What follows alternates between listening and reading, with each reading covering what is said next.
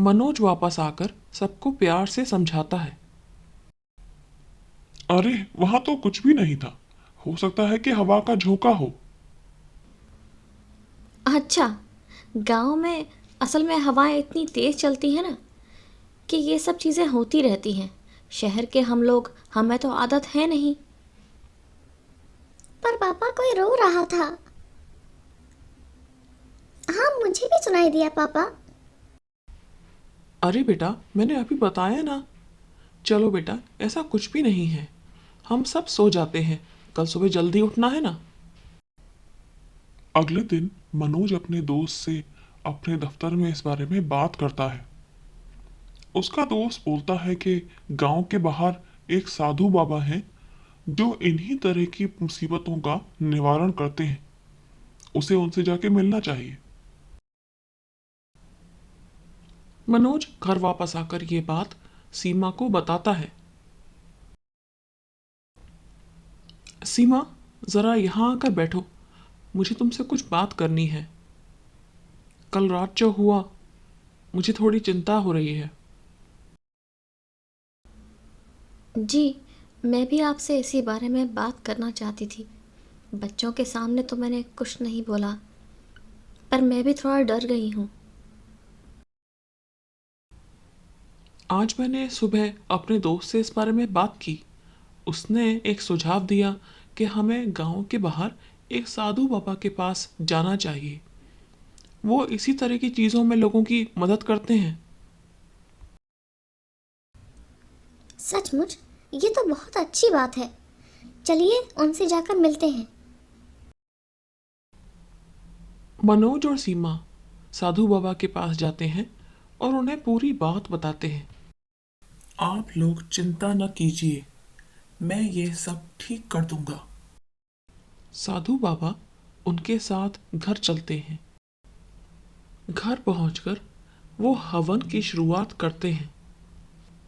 अरे, इस घर में एक चुड़ैल और उसके बच्चे का कब्जा है। मैंने सोचा था कि मैं आज ही इसका निवारण कर दूंगा, पर सच तो यह है कि ये परिस्थिति बहुत ही ज़्यादा भयानक है। ये दोनों ही बहुत ताकतवर हैं। चु चुड़ैल, अब क्या करें हम? साधु बाबा, क्या आप इन दोनों से हमें छुटकारा दिला सकते हैं?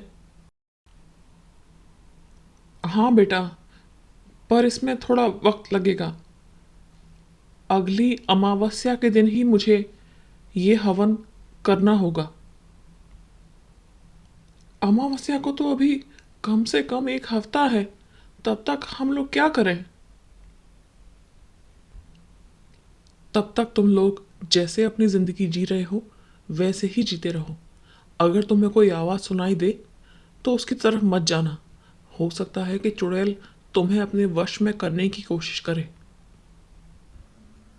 ठीक है बाबा जी, हम सावधान रहेंगे। चलिए, अब मैं आप लोगों से अमावस्या की रात को ही मिलूंगा।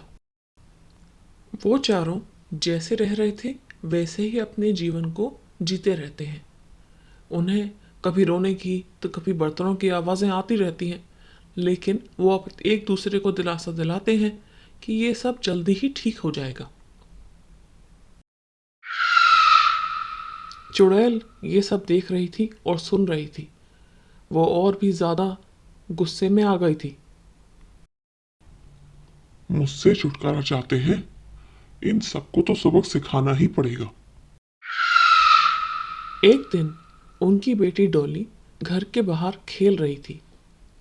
चुड़ैल एकदम से वहां प्रकट होकर उसे दबोच लेती है। माँ बाप थोड़ी देर बाद उसे देखने के लिए घर के बाहर आते हैं। टॉली, टॉली बेटा, हमारी बेटी कहाँ गई? कहीं दिखाई नहीं दे रही है। चलो मिलके ढूंढते हैं। वो डॉली को बहुत ढूंढते हैं, पर उन्हें वो कहीं नहीं मिलती। दोनों बहुत दुखी हो जाते हैं। ये सब मेरी गलती है, मुझे ध्यान रखना चाहिए था। सीमा, ये हमारी गलती नहीं है। हमें क्या पता था कि ऐसा कुछ हो जाएगा। अब हम क्या करें? कहाँ ढूंढेंगे उसे?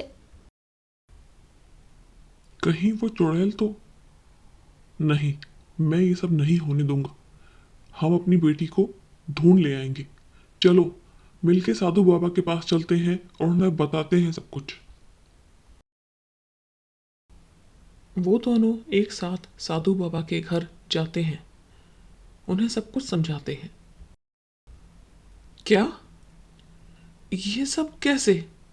इसका मतलब है कि वो चुड़ैल और भी ज्यादा ताकतवर है।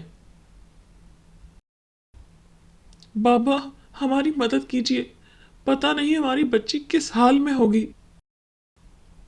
आप चिंता न कीजिए, मैं अच्छे और ताकतवर मंत्रों का इस्तेमाल करके आपकी बेटी को वापस लाने की पूरी कोशिश करूंगा। अगर वो जिंदा है तो वो हमारे साथ होगी।